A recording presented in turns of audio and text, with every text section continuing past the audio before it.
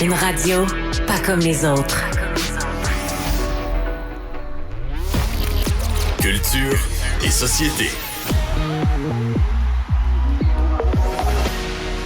Si vous aimez le télétravail, je pense que vous allez être intéressé par la chronique d'aujourd'hui de Jean-François Barry qui nous fait le plaisir d'être en personne ici. Le télétravail qui peut jouer un rôle important pour aider les mères dans leur carrière. Ben oui, tu télétravailles, puis pendant ce temps-là, tu changes des couches, toi. Ah non, on va pas aller là. Oui, on va aller là. Non, on va pas aller là parce que moi, je suis de bonne foi et Puis moi, je suis de mauvaise foi. C'est comme ça que ça marche, dans le sens Jean-François. que moi, là, j'ai toujours voulu que ma blonde travaille, qu'elle puisse se réaliser. Puis j'en fais beaucoup à la maison, puis j'en ai fait beaucoup. Puis j'étais content de lire ça ce matin. C'est dans le New York Times, le télétravail qui aide les mères dans leur carrière. C'est Joanne Williams, qui est une juriste, qui a milité pour ça longtemps dans sa vie. Elle a commencé en 1989. Elle a milité, puis à un moment donné, elle s'est rendue compte que ça changerait jamais. Parce que pour monter dans une compagnie, dans ta carrière, il faut que tu mettes les heures. Oui. Faut que tu mettes les heures, t'as pas le choix. Et que malheureusement, les femmes, souvent par culpabilité, c'est pas juste une question de salaire ou quelque chose comme ça, se disent « Ah non, je suis pas pour laisser mon enfant à garderie jusqu'à tard le soir. » Puis là, ils finissaient par couper sur leur carrière. Et elle a même abandonné le projet parce qu'elle a fait, garde, là, je milite pour ça, puis ça donne rien. Et là, beding, bedang, arrive la pandémie, arrive le télétravail, et là, elle revient à la charge en disant, c'est le plus grand pas qu'on a fait pour les mères de famille et pour les papas qui s'occupent de leurs enfants, de pouvoir faire du télétravail et de pouvoir, mettons, le soir, dire, à 4h30, il faut que j'aille chercher mon enfant, va chercher l'enfant, fait les devoirs, le repas, tout ça, puis le soir, tu continuer leur journée tu fais et faire 2 journées les de extras. travail. Voilà, exactement. Parce que, pour parler de moi, parce que c'est tellement un sujet intéressant, pendant longtemps, donc, je travaillais, j'animais Cube Radio à partir de chez moi. Et il n'y a rien qui me choquait plus que les gens qui me disaient « c'est super, comme ça, tu peux t'occuper de ton enfant. » Puis je disais « Mais c'est parce que la partie que vous comprenez pas de télétravail, c'est travail. » Ben oui. Il disait, là, t'es chez toi, là, tu peux partir une brassée pendant que tu fais, c'est sûr, chose. J'ai juste ça à faire. C'est que je trouve que le danger, si tu veux, c'est de dire, OK, d'accord, ça nous donne une flexibilité puis une souplesse, mais il faut pas non plus que ce soit une excuse pour en faire plus et se dire, vu que t'es à la maison, prépare donc une petite sauce à spaghettes pendant que t'es en train de mener une réunion avec 200 personnes. Tu comprends? Oui, mais... C'est ça ma crainte. Ça, c'est sur le télétravail, mais pour le fait que les femmes peuvent viser des postes plus hauts. Moi, je vais donner l'exemple de ma blonde qui a accepté récemment un nouveau poste. Ah oui?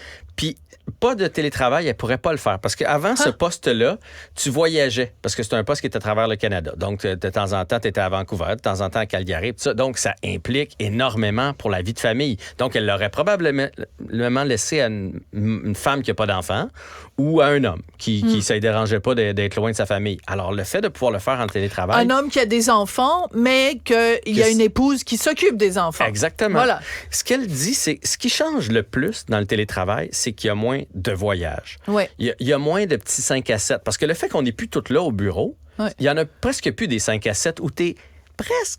Tu travailles en finance. Il en reste à l'office à Montréal, il y en a. de consultation publique de Montréal. Tu sais, des 5 à 7, puis des midi à 2, puis des 7 à 8, puis des... Mais tu comprends son point, même le midi, c'est ce genre de choses-là. Puis quand tu es au bureau, c'est gênant partir à 4 heures. Parce que là, tu dis, faut que j'y aille à la maison, mon enfant, tout ça.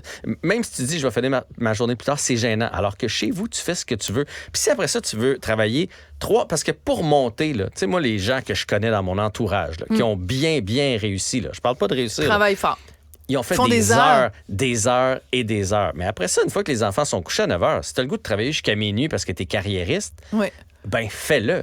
Puis le télétravail permet ça énormément. Donc, je trouvais ça super intéressant pour les femmes. Et un autre point, c'est que ça permet aussi, parce qu'il y a des hommes maintenant qui font du télétravail. Là. Il n'y a pas juste des mères de famille. C'est sûr. Mais ça leur permet de mieux épauler leurs femmes à la maison aussi. Donc, si, mettons, tu es obligé d'aller 2 jours en ville travailler, On n'est pas obligé de prendre les 2 mêmes journées. Si toi puis moi, on est un couple, toi, tu peux dire, je fais lundi, mardi. Excuse-moi, je perds. Je pensais pas que j'allais là, hein? Je pensais pas, non. Je me faisais... Puis moi, je fais mercredi, jeudi. Puis mercredi, jeudi, c'est moi qui s'occupe d'aller chercher les enfants. Donc, c'est moi qui va faire un horaire séparé. Donc, ça permet aux hommes d'aider un peu plus à la maison. Fait que, bref, le télétravail, ça a du bon pour la carrière des femmes. Je trouvais ça très intéressant. Énormément de bon pour la carrière des femmes et pour la carrière des mères. Il faut faire attention parce que les femmes ont aussi tendance, pour se prouver, à en faire 2 fois plus que le client en demande pour être bien certaine d'être bien vue, pour être bien certaine de ci puis de ça, parce qu'on le sait que, oui, les mentalités ont évolué, mais il y a quand même une différence de perception. C'est l'exemple que je donne tout le temps.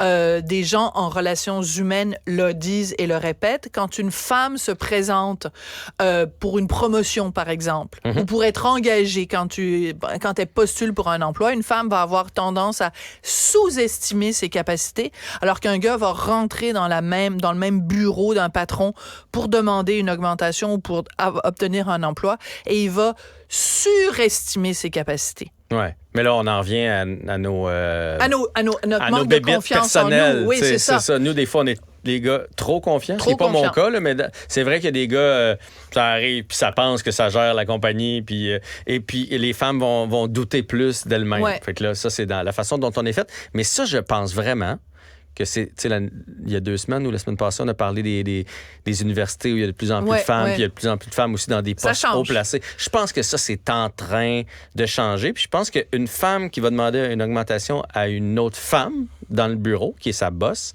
ça va être plus facile que quand elle rentre dans le bureau puis que c'est qu'un homme qui la reçoit. Mais que je pense que le tournant est en train de se faire présentement. Ouais.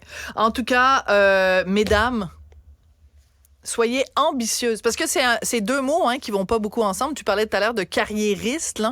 Quelqu'un qui est plus carriériste, donc qui veut avoir une belle carrière puis qui va mettre les heures. Donc, les femmes, il faut arrêter de penser que le mot ambition est un mot laid et sale. Ouais. Être carriériste, c'est bien. Être ambitieuse, c'est bien. Ça se conjugue très bien au féminin. Mais tu sais, moi, je vais inclure une couple d'hommes là-dedans parce qu'il y a de plus en plus d'hommes, quand même, qui s'investissent dans leur famille. Tu sais, moi, je me suis beaucoup investi dans ma famille. Mais des fois, on me reprochait de pas aller dans les lancements, de pas aller dans les premières, de pas aller dans ce genre de choses-là. Ça, c'est important. Donc, les entreprises doivent aussi comprendre que faut arrêter à un moment donné. Là. Quand t'as un gars qui te dit « J'irai pas à ta réunion parce que je reste à la maison, je m'occupe des enfants », de l'encourager au lieu de lui mettre de la pression en disant qu'il est pas là où il devrait être. Mais ça s'en vient, tu vois, ils disent que plus les gens sont heureux en télétravail parce qu'ils ont une meilleure conciliation travail-famille et ça fait plus de rétention dans les compagnies.